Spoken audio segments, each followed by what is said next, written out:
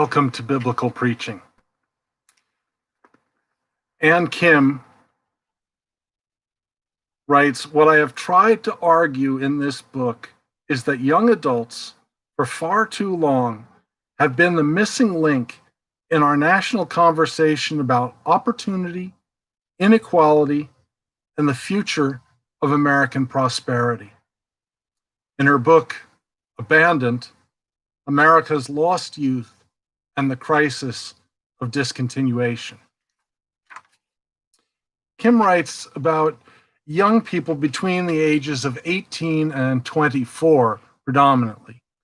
She argues that there is a significant number of youth in that age group who are uneducated, not being trained, and/or unemployed. This leads to an upcoming block of people who see only hopelessness. In the first two sections of her book, she argues that the problems can be found in systemic racism, inequality, the lack of educational opportunity, a racist justice system, being stopped from the state systems of support, especially for those youth in the foster care system. Kim argues these points and buffets them with anecdotes. In the final two sections, she argues for answers. Broken systems have to be repaired. Systemic racism has to end.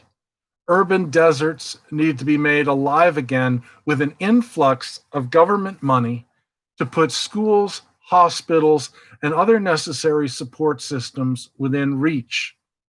Schools ought to be systematized such that they lead from school to career, even that companies sponsor students to take courses and learn such that they are employable in those companies immediately upon graduation. Apprenticeship should have a wider use, and youth should have mentors to guide them. Rather than ignoring our abandoned youth, she argues that we ensure that each one counts by tracking them to know where the resources should go and how it is affecting them. The government needs to invest far more money in programs that work. Businesses need to step up and provide for youth. Opportunities need to be available everywhere. Schools need to be linked to careers.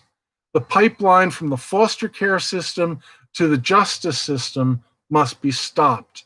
And finally, young people need to be listened to so we know what they want from us. Kim's argument for a bigger government is not persuasive to me.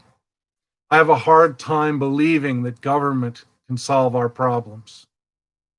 However, I agree with her that there are things that government can do, especially on the local level, making sure that access is available for every young person to be in school, training, or employed. And there are people who cannot help themselves for a time or for their lives. People who are seriously mentally ill fall into that category. I also think it's a great idea to have schools and companies linked. This could help schools to phase out garbage majors. That is, there are studies that usually lead to employment, and there are studies that usually do not. There's nothing wrong with having an interest or studying something, but the major study that one participates in should be one that effectively leads to a good income-producing job. I agree, young people need more mentors. Even more, in the greatest possible world, they need to have a two-parent household and be raised in it.